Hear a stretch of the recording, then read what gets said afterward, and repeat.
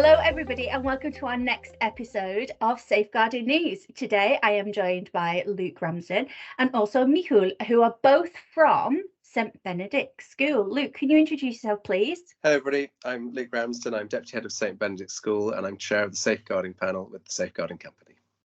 Fantastic. And Micheal, can you introduce yourself as well please? Yeah, I'm Micheal Foley, I'm the Head of Year 10 also at St Benedict, so I work with Luke. Fantastic.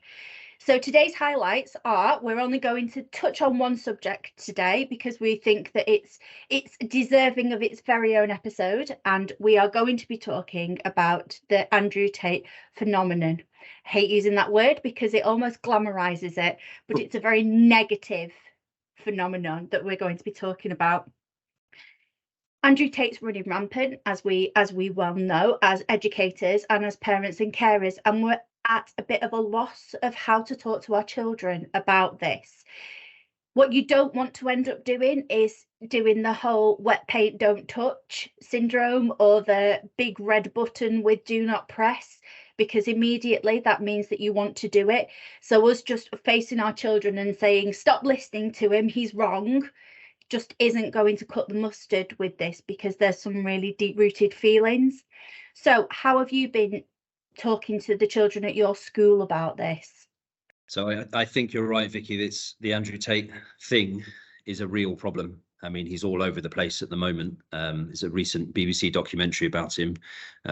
Look at any sort of news website or newspaper, and Andrew Tate is in there probably somewhere. And our real worry here at St Benedict's is the influence that he has on so many people, and the seeming inability for the pupils to see beyond this sort of macho, misogynistic, masculine character that he portrays.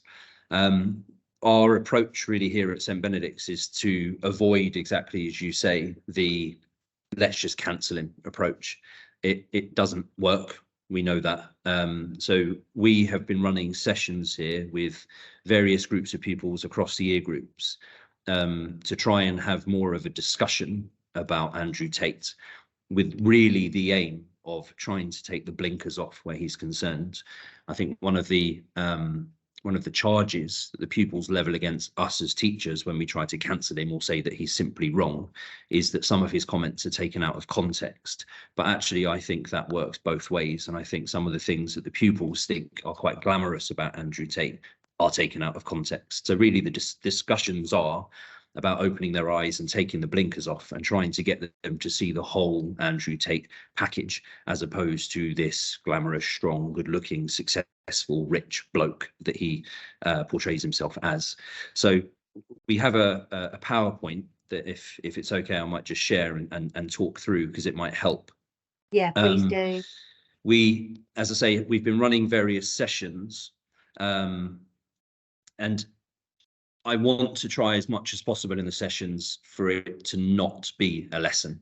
So we're quite lucky here at St Benedict's that we have a conference room that's held for staff meetings or parent meetings. So I always book that for the sessions. It just takes it out of the classroom. It makes it feel a little less like a lesson. And there is a PowerPoint and there is a very quick worksheet that we'll get to in a second that I ask the pupils to look at and to fill in. But it's not a sort of chalk and talk lesson. I sit at the table with the pupils. I make it very clear that I'm not the expert on Andrew Tate, and I'm here as much to listen and to learn as I hope that they might listen and to learn to me. The parameters for the discussion are things that we're familiar with as educators, that everybody's opinion is valid. Everybody needs to be respected for what they have to say. Some of the things that Andrew Tate brings with him are quite challenging, but it's important that this is a safe space and that everything, as I say, is a valid contribution. Once those parameters are set, and I almost, it will sound a bit horrible to say, but I almost sort of bring myself down to the pupil level of, I'm not the expert here. I'm not attempting to completely change your view from black to white. I know that that you probably know more than me in terms of the YouTube content and the TikTok content, etc., etc. And when I say that I don't want to be sort of draconian and just cancel him, it does just open up the discussion a little bit more. nothing is invalid and nothing is unsayable, is basically the way that I lay it all out. So some of the things that Andrew Tate brings with him, as I say, are quite uncomfortable and I would say disgusting, but they need to be said, and I very much say that this is the safe space to do it. So as I say, I asked the pupils before we get into the discussion proper to answer just some initial questions on a piece of paper, and I take that piece of paper away with me because in advance of the session, I have invited through the parents certain pupils to take part, and the parents have given consent for their pupils to take part. And I want to feed back from the session to the parents as well. Some of the feedback will be quite general and generic about the topics that we discussed, and some of the suggestions that were made from the pupils' point of view. But I also want to give, as part of my feedback, some specific information about individuals to individual parents about where the pupils are getting their information from. And that's largely what these initial questions are about. Where are you getting your Andrew Tate information from? What social media platforms do you use? Do you go anywhere else to try and find additional independently researched information? And what are your general sort of feelings about Andrew Tate and what he has to say? The most worrying thing to come out of these questions in the sessions that I've done so far is really the unrestricted and the unmonitored access that so many young people have to social media. We know that Andrew Tate has been banned from certain social media platforms. We know that he's being held on remand in Romania on various charges at the moment. But it's where the pupils are getting this information, and the fact that they are getting it unfettered and unrestricted is really, really concerning to me. The other thing that I asked the pupils to do as part of this initial form filling, as it were, is to define in their own words and as best they can 3 of the terms that come up whenever you think or read anything about Andrew Tate. So I asked them to define for me misogyny. I asked them to define for me victim blaming, and I asked them to define for me as best they can toxic masculinity. And again, I was shocked when we started to do these sessions just how little they understood of these 3 things, despite the fact, as I say, you can't look at or read anything about Andrew Tate without these 3 things coming up in some form or another. So I know that I'm not going to get the pupils to completely change their view of Andrew Tate in a 50-minute or an hour session, but really, as I say, I just want them to take a couple of key things away from them. One of those is to remove the blinkers. One of those is to have, hopefully, a better understanding of what these 3 things are. And one of them is to have an understanding of the influence that Andrew Tate can have. And he might not have it on absolutely everybody, and some people might be able to see through the persona and the mask and the money-making scheme of it all. I just want them to delve a little bit deeper rather than take everything on face value.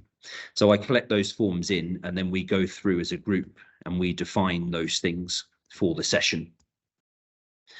Once those initial sort of parameter things are set out, I'm really keen to start the session by acknowledging some of the positives of Andrew Tate. So I found a couple of little quotes of his that I displayed to them, and then I have a PowerPoint where I've put down some of the things that I think Andrew Tate is quite good for. He is clearly an intelligent bloke. He's clearly articulate. He's clearly disciplined. He used to have a career as a kickboxer. He's clearly very successful and wealthy. He's clearly glamorous. He's good looking. He's strong. He says certain things, and the quotes that came up before, that could be considered to be good messages for particularly young men. And I want to start the session by putting that out there. As I say, I don't want the session to be me trying to cancel him, because that's just immediately going to put the pupils who do support him, and they don't all, but the pupils who do support him off. We tend to have a bit of a discussion about this because that is not an exhaustive list, of course, and the pupils will add some of their own things and how they feel about him and how they might possibly be inspired by what he has to say or what he does. And I'm very willing to acknowledge that. And as I've set out from the outset, I want them to educate me as much as I want to maybe educate them. But at the same time as I've acknowledged the green, I will then put up on the other side of the screen some of the things that I think are a negative And some of the things that, if I'm going to acknowledge the green, I ask the pupils at the beginning of the session to acknowledge I deliberately haven't made it red, but you get the idea. And these are the things that, where the blinkers are concerned, I want the pupils to start to consider Andrew Tate as a whole. Okay, he does have some good things. He does have some positive messaging. He can inspire. But at the same time, do those green points cancel out any of the orangey red points? And I would say no. Just because he inspires young men to work hard and aim for the top doesn't mean he has the right to say some of the things that he does say about women. Just because he is successful and he says that you too can be successful doesn't mean that he can talk about, just looking at the box underneath the bad and the good picture, doesn't mean that he can refer to women as bitches. It's not okay. And one does not cancel out the other. Because he does good work doesn't mean he can be as misogynistic and victim blaming as he is, I would say. That always leads to some challenging conversations, and largely, in my experience, it always results with the same charge from the pupils, which is, we as teachers and we as adults take these things out of context. I'm always really interested in what the pupils think that means. And it does tend to come to this horrible quote underneath the picture there of banging out the machete. And they say that there is a 10 or an 11-minute video in which he's talking about protecting his women. And if one of them were to attack him, this is what he would do. But the charge is that as adults and as educators and as teachers, we just think about that one quote. But actually what he's talking about in the wider context is looking after the women in his life. And all we do is focus in on the bit that makes him look bad.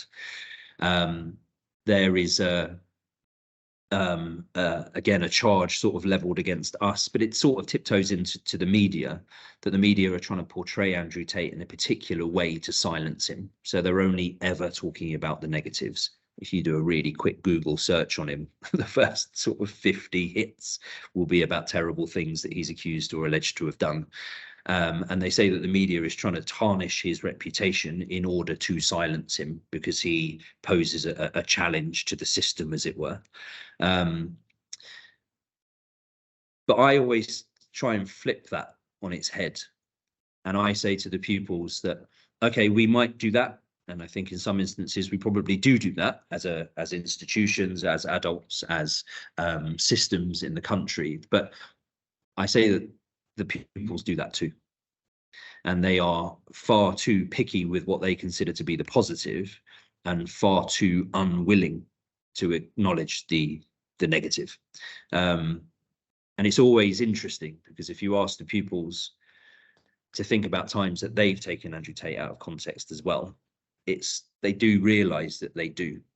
It's the thing that annoys the pupils about us, but they do acknowledge when you press them that they do the same too. So this is always quite a key point of discussion, and this slide tends to be on the board for quite a long time, actually, because they have lots of things to say about all the charges from Romania and all the quotes and all the misogyny and victim blaming allegations. That part of the discussion always goes on for quite a long time. And then I show them this slide with no words attached to it at all. And I ask them why they think I've put that picture up there. And it takes a little while, and sometimes it takes a little bit of prompting.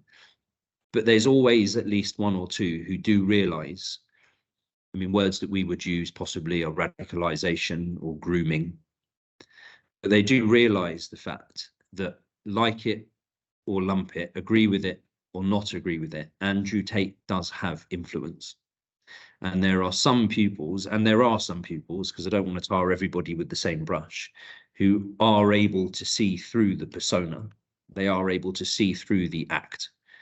Somebody said to me recently, they did a very good job of explaining to me the sort of pyramid money-making system. He will say something extreme, or he will say something that is deliberately provocative so that other people share it. The more people that share it on social media, the more people that comment on it on social media, the more money eventually filters back into his pockets. Whereas when you catch him off guard, or when you catch him off screen, he's really not like that at all. It's a persona, it's an act. And as I say, it's important, I think, to acknowledge that some pupils do see through it. And some people, not all of them by any means, but some are able to acknowledge the fact that even though it is an act, he does still have influence. And there are some people who can't see through the act. And there are some people who do believe the misogynistic, victim blaming, toxic masculinity things that he says, particularly about women, but not exclusively. Again, it's always quite a potent part of the session when I use words like radicalization or extremism or grooming. They're hard-hitting words for young people to hear, but it's important, I think, for them to hear them. The other really worrying thing that always comes up here is that word normalization, and it's something that I pick up more on and discussed more because I show them this slide, and again, it's quite a powerful slide, I think, but it's important. Some pupils are aware of it, some pupils aren't. So I talk about drugs actually whilst I show this slide, and I sort of say the thing of, you might start off on what might be considered a sort of low level drug, but eventually that's going to stop having the effect that you want it to have, so you might upgrade to the next more severe, more serious thing, and you keep going, you keep going, you keep going. Same sort of thing here. I talk them through the pyramid or the ladder, and I basically say that if we don't take people like Andrew Tate, and I don't want it to appear like I think Andrew Tate is the only person who's having this influence in our society at the moment, because of course he's not. He's probably just the most prevalent one at the moment. But if we trivialize what Andrew Tate and people like him have to say, if we normalize his attitude and his vocabulary, all we're going to do is encourage some, not all, young people to move up that ladder, move up that pyramid. And some people can see through him, but some people can't. And the overriding influence that he has on the internet, on social media, is so concerning because it is so far reaching. And if, as I say, if we trivialize what he has to say, if we don't challenge what he has to say, if we don't hold him to task, the danger is that some young men will move up that ladder. The other really worrying thing for me is the normalization of this sort of behavior where the girls are concerned as well, because there are some girls I know in society who feel like it is just part of growing up that they are referred to in these misogynistic ways. They feel like it's part of growing up for men to comment on their appearance. They feel like it's part of growing up, it's normal behavior for them to be objectified, and it's not. And it really worries me, the Andrew Tate thing, from a male, a boy perspective, but it also really worries me that the girls are growing up thinking that this sort of behavior is trivial and this sort of behavior is normal, because it shouldn't be. And again, it's quite a difficult slide to talk about, because we do end up talking about, as it says there, full-blown violence and rape and incest and murder and battery and all those sorts of things. But I do, in some ways, want to give the kids a bit of a shake. And I don't think hard-hitting things like this should be avoided because they're hard-hitting. In a similar vein, then, I start to draw things to a close by showing 6 quotes out of context. And I tell the pupils that they're out of context, and I tell them that I've only taken snippets of information, and I pick them because they are all on the surface quite positive things to say that could, for some people, be inspiring, particularly young men. And I've deliberately chosen them because they align in some way or another with some of the messages of Andrew Tate. And I asked the pupils what they think about these, and largely, again, not exclusively, but largely the pupils think that whoever said this must be a bit of a legend, must be a bit of a good bloke. Yeah, we want that sort of guy on our side. We want to be inspired by him. And then I show them that it was Adolf Hitler that said it. And this always takes the discussion to a slightly different place. Because of course, because he said a few good things, because he inspired a few people to do positive things and aim high and work hard and not worry about the competition and just worry about yourself, doesn't cancel the negatives of Adolf Hitler and everything that he did. Really, really, really interestingly, when I made this this slide on this presentation, I thought this was going to be the hardest hitting thing. But recently, before I got here, one of the pupils mentioned Adolf Hitler before I did. And he said, I really think I see through Andrew Tate for what he is. And I really think that he's akin to Adolf Hitler in exactly the way that I designed this slide to do. And one of the pupils in one of the lower years actually preempted me with it. And I thought that was incredibly insightful. And again, I just want to acknowledge the fact that I'm not tarring all young men and women with the same brush here. There are some who can see through the Andrew Tate phenomenon, as you say.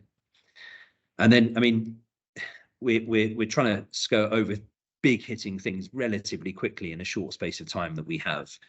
But right at the end of my presentation, I think it's really, really important to try and inspire in a different, more positive way, these celebrities, these social influences, these internet personalities who have so much positivity to give without all that negativity, without all that trying to garner fame and money through horrible messaging.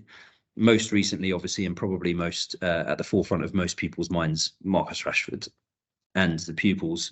Really interestingly, at the end of quite a hard-hitting discussion and presentation, they sort of light up when they talk about Marcus Rashford and all the good that he has to give. And I sort of leave him on the board as the pupils leave as a positive role model who has so much to give to society, who is able to use his celebrity status and his wealth for positive, for good outcomes. It doesn't always have to come from the extreme, the critical, the shocking. It doesn't always have to come from a negative viewpoint. So, as I say, sort of going back to the beginning, our approach here is to have a discussion more than to run a lesson. It's going in with our eyes open, knowing that I'm not going to change their black viewpoint to a white viewpoint. I'm not going to get the kids to turn 180 degrees in an hour-long session, but it's really just to tell them as much as possible that I want them to educate me as much as I'm trying to educate them, and to take their blinkers off. So at least they are aware of some of the worries that we have as adults, as parents, as teachers have about Andrew Tate, so that they can go into it a little bit more prepared. I mean, that's absolutely fantastic. And Micheal, you've been fantastic in going through your presentation. You have said that you'll share that as well, Yeah, haven't you? So we'll make sure that we put that in the show notes. Now, Luke, I don't know whether you agree with me or not when I say this, but I think that it's really important that some parents get to see that as well, because especially from my generation, for example, I was brought up with that normalization of it's just expected, you know, catcalling and sexual harassment. It didn't matter who you told. I even went to the police at some point, and I was just told that, oh, you have to go a different route, or it will happen. And I think that it was only as I got older, and certainly when I moved into safeguarding, that I thought, actually, you know, that it wasn't right. But there are certainly parents that are from our generation who still think like that. So having that conversation with them, with that presentation, would be really helpful. I think you're exactly right. And just to add in there, and this is all done with the parents are involved in the decision to have that meeting. It's sort of with their consent to get the children involved. Again, and Micheal's brilliant at discussing these kind of things with the parents. And in fact, one of the things, just to speaking for Micheal, is that he also feeds back to the parents about, and I think this is a really good thing for schools to look at doing, about, how children respond to these kind of sessions. And again, I think that the really important thing is to make them close that circle, so that on it, schools in it, and the child's in on it, so everybody knows what everybody's spoken about. And so I think the students really respond to that well, because they're being treated as part of the team. It's not just what I don't like is these assemblies. I've read, I really feel that I don't think they work, that these things that are pushed out to schools saying, here's your Andrew Tate assembly, do 10 minutes on that, sorted. And schools just 10 minutes, he's an idiot, don't do what he says, done. They've ticked that Andrew Tate box, there we are. Whereas I think what was really powerful to me on this, and where I thought it was so important for Micheal to share this fantastic session that he does and the resources he's done there, in that it's that proper communication with both the kids and with the parents, which is so much more powerful. I think the feedback that I send after the session, and as I say, the table, the form that each individual pupil fills out goes to the individual parent. The feedback that I've got from the parents is that forms a sort of a skeleton for their own discussion. I think they find it quite difficult to talk about some of these hard-hitting things, but knowing that it's been discussed in school, knowing it's been discussed in a structured way, it gives them their own structure to further that conversation at home in a way that we can't. I don't give them the access to social media. That comes from a home setting, but knowing what's been discussed in a formal way in a school setting, as I say, gives that skeleton, gives that structure for the conversation to continue at home, because it has to continue at home. The discussion has to be, as Luke says, involving all of us, school, teachers, parents and pupils. It's vital that we're all involved in it. Absolutely. And just to close on one note, to say that it isn't just the male pupils that you need to be talking to either. You know, we need to be talking to everybody. Absolutely fantastic. Thank you so much, both of you, for joining me today. I'm afraid that is all that we have got time for, but all of the presentation and all of the notes will be shared, and we'll also make sure that they're in the community as well. So if you're struggling trying to download them from the show notes, we'll make sure that they're in the community for you to share as well. But thank you so much for joining us today, and we shall see you on the next episode. Goodbye. Thanks very much. Bye.